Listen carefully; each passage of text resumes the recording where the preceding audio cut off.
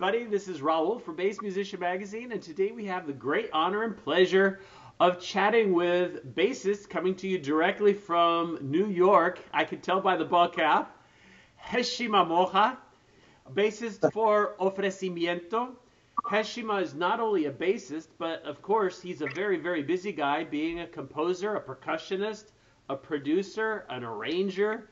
He's involved with helping other people with his group Mohastic as a consultant and things. He's got a label. He's involved with the Puerto Rican Institute for Artist Advocacy, and just so much going on. But don't let me tell you everything about Heshima. Heshima, thank you for being here. Why don't you start by telling us how you got started in bass and about your bass journey? Sure. Well, thank you, Raul. Thank you for everybody watching. So I got into the bass. Percussion was my first instrument. Percussion and then violin. Wow. And then I had an older stepbrother, considerably older than me. And in high school, he tried to play bass. So I would see his bass sitting in the corner. I say try to play bass because he wasn't too dedicated. But I remember my mother putting a record on by Paul McCartney and Wings called Band on the Run. Mm-hmm. And when I heard Band on the Run, of course, I'm an inquisitive guy, so I wanted to know who this Paul McCartney character was. And when I saw his left-handed bass, and I said, wow, I'm left-handed too. And I started listening to his melodic style of playing, how he interwove in between the changes. You know, it wasn't like the standard bass player playing root notes. Mm-hmm. Very musical. And so the occasion arose where somebody asked me to be in a band. I was 15 and a half at that point. And there was a band that some friends in high school were putting together called History, a tribute band. And they said, well, we have 2 guitar players. We need a bass player. I said, what does that have to do with me? Yeah. You're elected. There you go. And I asked my grandmother to help me out, and my grandmother rented me a bass from a local music store. They didn't even know what to do with a left-handed person, so they literally just flipped the strings upside down for me, and It was a Memphis bass. I'll never forget. Memphis Sunburst bass, like basically a Fender jazz bass style prototype thing. And I started playing, and so took lessons at a local music store, and quickly I kind of surpassed the teacher. I think the teacher was maybe a couple years older than I was, maybe in college or something. And so I started playing, and then of course I started exploring the instrument, and I was already listening to a wide range of music, so I was kind of listening to the bass unknowingly, more as a composer. I was thinking like a composer. I was listening to how the bass worked in relation to everything else, more than just being focused on the bass. And then my high school band teacher turned me on to Paul Chambers, and the great Paul Chambers, upright bass player. And I said, oh my God, that's incredible. He said, but you can't do that because you play electric bass. And I said, what? and I fell in love with Paul Chambers playing. Most people expect me to say Jaco Pastorius, and I really dug his playing, but the reality was that when people turned me on to jazz, my older friends, right away I wanted to play jazz, and I really was approaching it from a traditional standpoint. So I started listening to Mingus and Sam Jones and Paul Chambers, and then there was an older gentleman in the neighborhood who loved mambo, so he turned me on to Cachao from Cuba, the great Cuban bass player. And by the way, not the inventor of the mambo, because I remember Cachao telling me, he said, I didn't invent the mambo, my brother did. I didn't invent it. They gave me credit, but it was my brother. My brother was a pianist. Yeah. So from there, and of course, absorbing the music of the day, hip hop, rock, R&B, that all combined made me decide at about 15 and a half years old, well, you know what, I really want to do this. This is what I want to do for a living. Mm-hmm. And and then I was raised in Massachusetts. I was raised in a town called Springfield, Okay. Massachusetts. But I knew that probably wasn't going to offer me too many opportunities just because it was a small city. And so I learned as much as I could, and I had some great mentors in that city. And lots of jam sessions. They still had lots of jam sessions back then. And I decided that at 19, I need to go to New York because I need to be in the Mecca. Mm-hmm. I recognized I need to get my butt kicked. That's what and that's exactly what New York City offered me from the first bandstand that I stepped onto, the first time I plugged my bass in. And it's been a journey from there. I mean, I've been very fortunate to work with a lot of people, but the bass, even though I do a lot of things now, as you mentioned in the intro, I mean, I compose, I do a lot of composition work, a lot of songwriting and studio work, production work. Bass still remains my love. Mm-hmm. I love the instrument. And even when people say, well, you should be doing this and do this, I say, yeah, but I don't want to put it down. Let it go. You know, it's my first love. Gotcha. And it's interesting that you mentioned that because there are actually a couple of books that have been written about being a bassist in New York. So it's like the rest of the world and then New York, and it can make you or it will break you. And there's a lot of stories of people that have gone to the city thinking I've got it all figured out. I am the best there ever was. And then they get a big serving of humble pie right off the bat, where they're going, "You do what? Let me show you." And so some of the things kind of come down to some of the simple details, like, do you have a working instrument? Is your gear work okay? Do you have a good way to get places? Transportation. Right. Are you a responsible person? Are you, a flake and you can't wake up early or you don't show up on time for gigs or any of these things? All of those will kill you Happens. in New York, especially when there's so many choices, Right. And recently I was talking with Rudy Sarzo with Quiet Riot, Yeah. and when he was auditioning for Ozzy, what he said is that there was at least 100 other guys that could have played those lines, but it was the work ethic and kind of everything else that made him the strongest candidate for the gig. Right. So with that, presently in New York, Ofrecimiento does it fall particularly within jazz, Latin jazz? What kind of music are you playing? Well, ofrecimiento is a group, of course, for those who don't speak Spanish, ofrecimiento means my offering. So it's Mm-hmm. my offering musically. Ofrecimiento began as a Afro-Latin jazz concept. That was it. I was really focused on Afro-Latin jazz specifically. And then what began to happen is some of my friends and mentors said, well, man, you come from more than Afro-Latin jazz and more than jazz. So over the past year, I've been incorporating hip-hop, of course, straight ahead jazz, but then also I've been incorporating as a vocalist and as a writer more concepts of Latin soul, not Latin pop, Latin soul. So really soul music, because for people who don't know, there's this huge tradition, right, in New York City of the intersection between the African American community and the Puerto Rican community.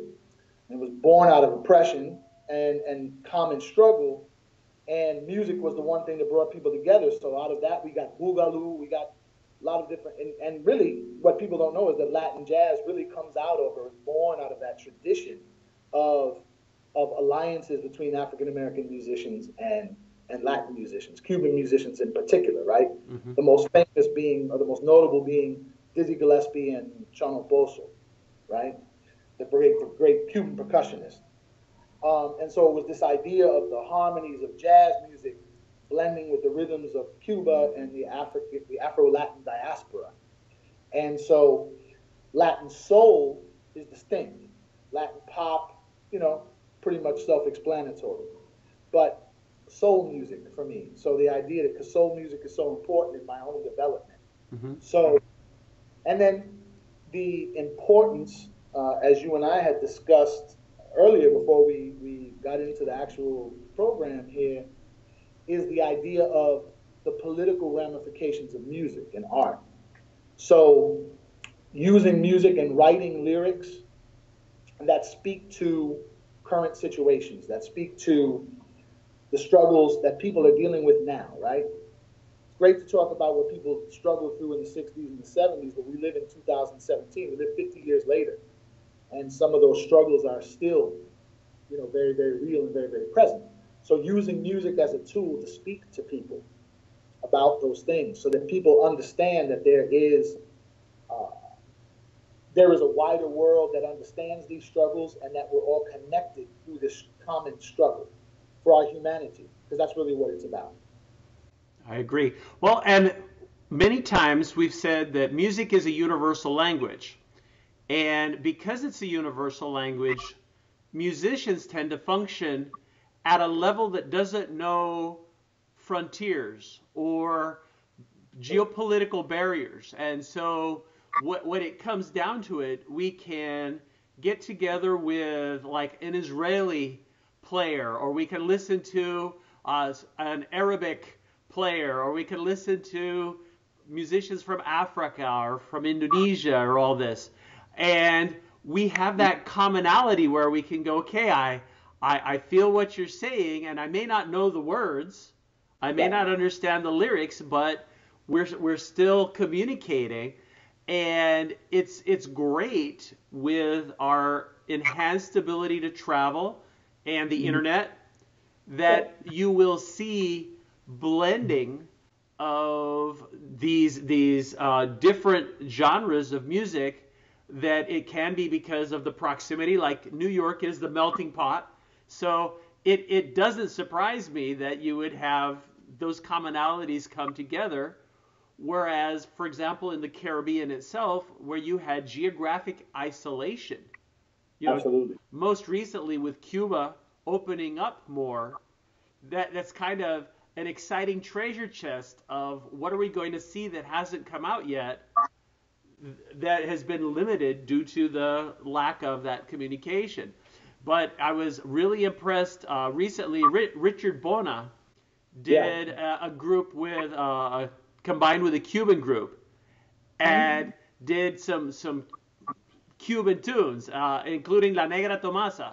And I'm kind of going, I recognize that tune, back from Puerto Rico. We used to sing it and play it and everything, So it rises to a different level that hopefully the general population can relate to and transcend to as well. Lift above the us and them kind of mentality and start seeing ourselves as inhabitants of a whole planet, and having that commonality and brotherhood and less of the political division. So it's why there's a passion for me, and I'm sure for you as well, with music, being able to convey that message.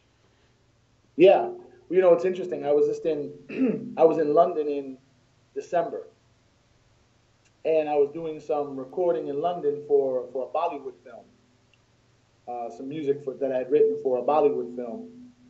And Richard was actually in London at the time, and so I got a chance to sit down and talk to him. He's one of my favorite musicians, and I think in his case, I don't even say bass player, because I think he's transcended just being a bass, just this all around incredible musician, right? His musical conception, surpasses, it transcends the instrument that he's playing. And one of the things that we talked about was this idea, right, that, you know, growing up in Cameroon, he of course was exposed to the music in his immediate surroundings. Mm-hmm. And then the first time that he left Cameroon, for him it was like, it's almost like a painter that's been painting with black and white paint. And all of a sudden, you show up somewhere and someone hands you 12 tubes of paint. And you see all the colors and you say, wow! Yeah. And that's really, I think, what he's done is he's taken a little bit from everywhere that he goes. And in order to honor it, as well as incorporate it, he's turned it into this universal expression. There's a great album that he did with, and I don't want to speak, I'm not sure. I believe that the composer was Serbian, but he did an orchestral album with bass and chamber orchestra. Nice. And the composer, I can't tell you his name because the name is written in characters that I don't read. But he did the album, and the musicality and the way you would think that he had been playing classical music or symphonic music his whole life. He was able to just completely transcend the fact that he was playing electric bass, and he became a part of this chamber group. So, that's a great example. Richard's a great example, and there's so many. There's so many singing now, but yeah, Richard in particular, he's for me like totally. Camera. Totally. So moving back to you though, what projects do you have coming down the pike? What are we looking forward to coming from you? So I am getting ready to go into the studio next month, and I'll be recording an album called Ode to Black and Brown, which is commentary on the intersections of people throughout the African diaspora and the common struggle for humanity and to be recognized as human beings. In particular, commenting on things like the Black Lives Matter movement, commenting on the current crisis in Puerto Rico. And so a lot of commentary, and it'll be a blend of jazz and hip-hop and Latin soul, as I mentioned. Mm-hmm. And then I'm working on a project that just started writing and producing for some phenomenal Cape Verdean artists by the name of Tem Blessed, who's actually done some things with me. Tem Blessed is an environmental justice rapper, focuses environmental justice, and Nadia Alves, two incredible Cape Verdean artists who are blending pop music and hip-hop, along with their third musketeer, Cedar Light, Puerto Rican rapper. So Spanish, Creole, English, social themes of community. And then I'm also working with a great bass player who I'm sure you're aware of, Pancho Tomaselli. Okay. Played with War and played with Tower of Power. Mm-hmm.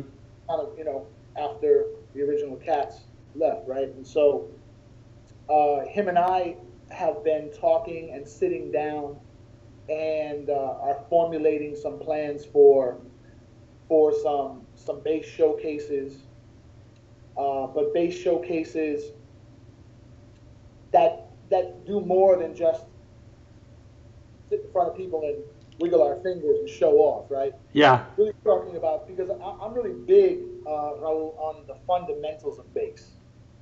I think that one of the things, everything is a two-edged sword in our society. So the access to technology is great, except that what it's done is it has effectively allowed people to sidestep traditional ways of learning, which those traditional ways, those oral traditions, are full of lessons that are much more than just the instrument you're playing.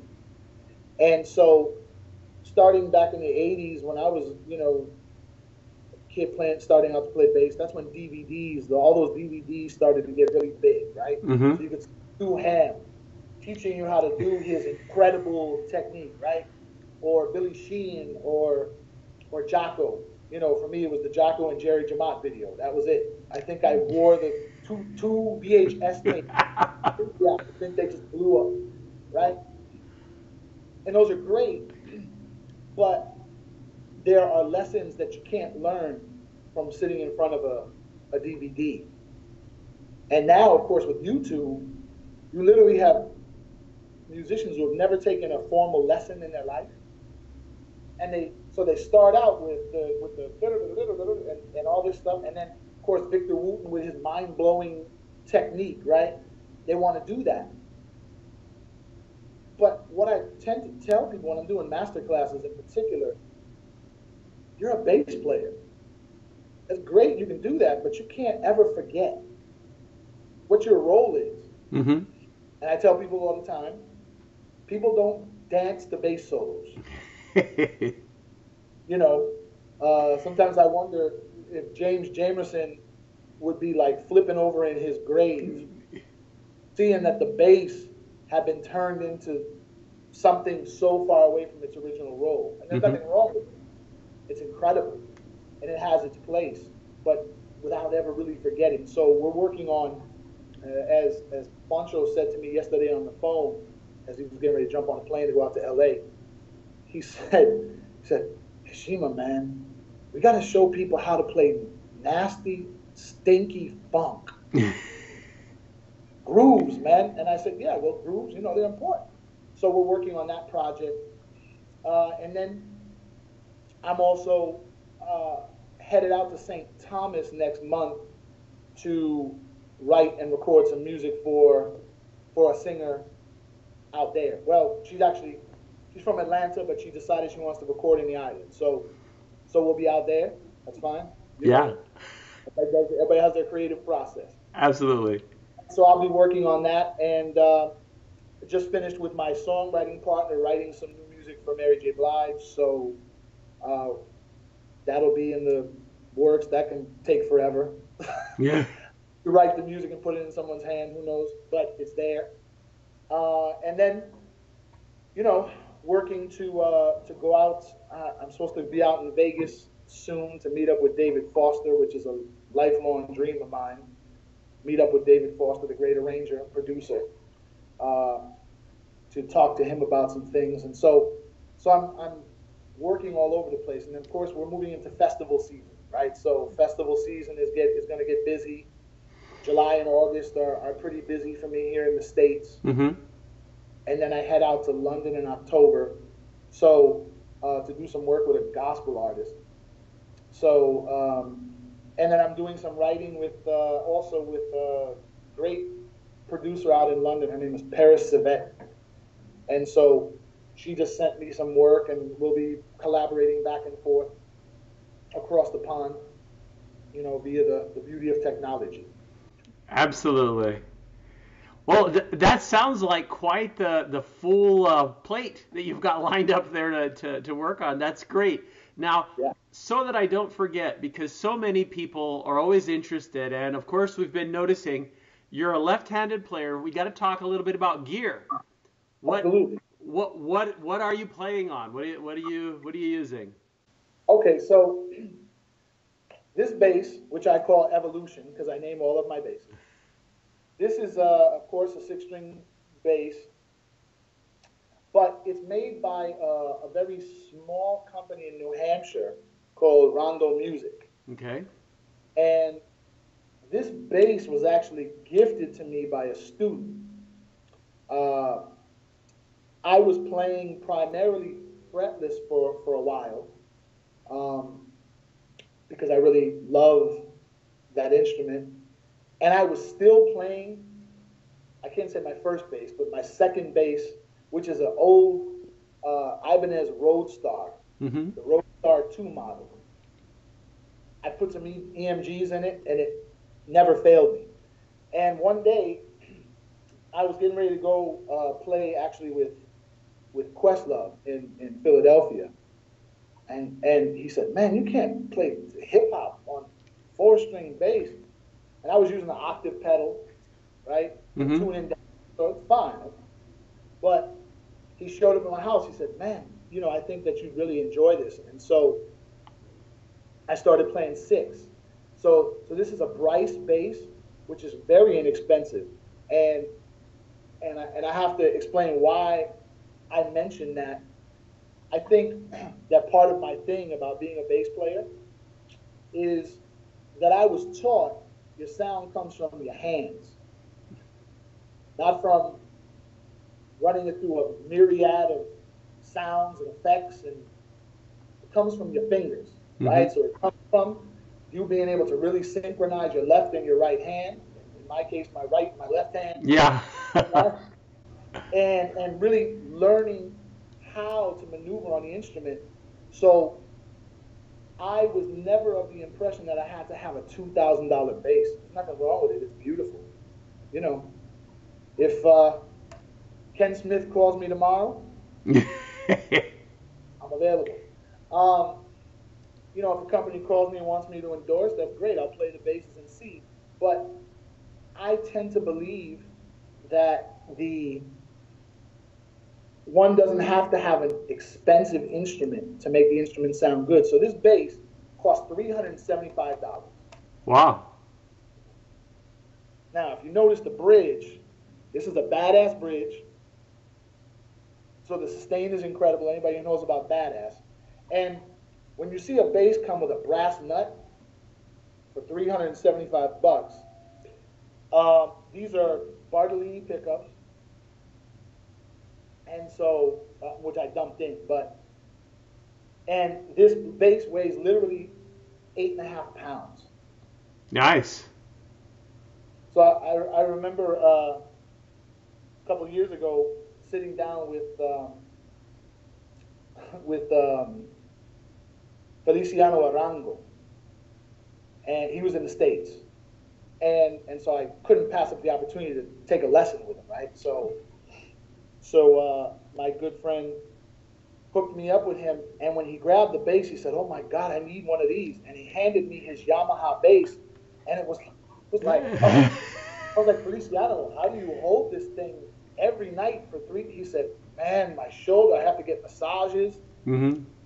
It's very comfortable, very light. And if you notice the fingerboard, I have big hands, but the fingerboard is still not one of those John Patitucci, where you got to do this thing. Yeah.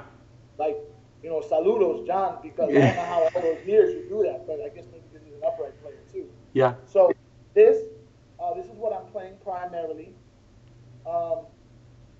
And then I'm also in the process of having a fretless version built for me. So the 6-string fretless version of this bass. So I'm trying to talk to Rondo right now about that. And so I'm playing that. I'm playing using primarily TC amplification. I love the sound of TC. Mm-hmm. And here in New York, most of the gigs are backline, right? If you're playing in any local spots. So when the spots are backline, everybody has Mark bass stuff. So I'm using primarily Mark bass and TC electronics stuff. I have this beautiful 500-watt TC head that weighs about, I don't know, 6 pounds in the bag. It's beautiful, so I carry that with me. And then every once in a while, I'm using now the Boss loop pedal, the loopers, Mm-hmm. as I stretch into some solo bass things. But that's it. I mean, my setup is simple. I'm not using lots of effects. But then, yeah, definitely my rider is TC. Again, TC Electronics, free to endorse. Chip Shearing, call me, please. So, yeah, so that's the gear that I'm primarily using. And then, but the fretless that I do use is an old Yamaha, which I paid $200 for and brought it to my luthier.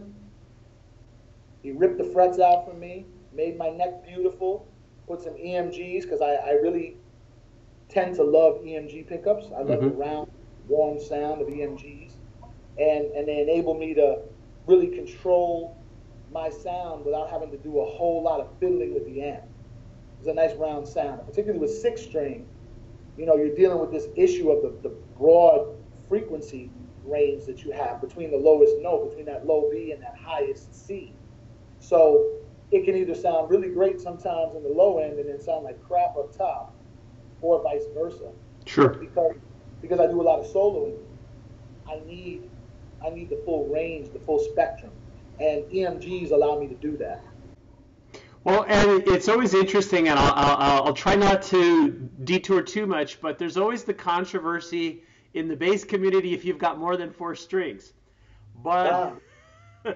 but the reality is you play with what is your voice, and if it is six strings that makes it able for you to tell your story, then power to you. You're not making people drop their four strings and get six strings. It's like it's your choice and it's what you want to do. So that's all Yeah. perfect. Well, yeah, I agree with you, and I think I've always been of the opinion that a person should spend a lot of time on a four-string bass before they make the jump to five or six. Mm-hmm. I know now it's common, particularly five-string. Yeah. In the gospel world, in Latin music, you need that growl. But then you have great bass players like Victor Wooten, who still plays a four-string. Mm-hmm. Ruben Rodriguez, four-string, right? I mean, honestly, there are times when I love just putting this instrument down and picking up my Yamaha and playing my four-string fretless and just exploring, because the reality, Raul, is that a lot of people don't study the instrument enough to get all that they can get out of those four strings. I agree. So I'm kind of on the fence in that discussion, right? Because I use this out of necessity at this point, but it's become a voice, right? As a composer, Mm-hmm. I love another bass player that I really love is Derek Hodge, and Derek Hodge, is studied composition in Philadelphia growing up. So Derek, he's been Maxwell's music director for the past 7 or 8 years, but and he plays with Robert Glasper as well. Derek Hodge is an incredible example of someone who takes the instrument and uses all that he can use uh, as a composer and as a bass player, and again, transcending being a bass player and just being a musician. Absolutely. Well, we appreciate you taking time, Heshima, to share all of this information. I know you're super busy. I do want to make sure I know where is the best place for people to get information about what you're doing. Where can they find out where to go? Sure. Well, my website is iamheshima.com. Mm-hmm. So Heshima, for those who need that spelling, because I know that's a little complicated, Heshima. So iamheshima.com.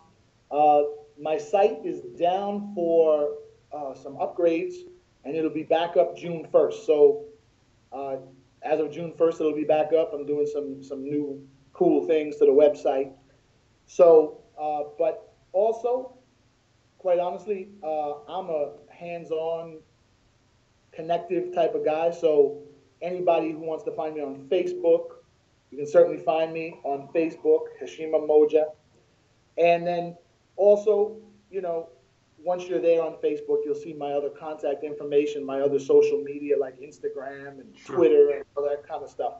But yeah, and I do respond myself. I don't have a crew that responds to. So if you communicate with me, I communicate directly back. Absolutely. Well, again, folks, thank you again. Heshima Moja here coming to you live on Bass Musician Magazine. Check out his music. Say hi to him when you see him. If you're in New York City, I know there's millions of people, but who knows? You might say, hey, I saw you on Bass Musician Magazine. Absolutely. I'd love it. There you go. So thanks again, man. Thank you, Raul. Thank you so much, and thanks to everybody watching.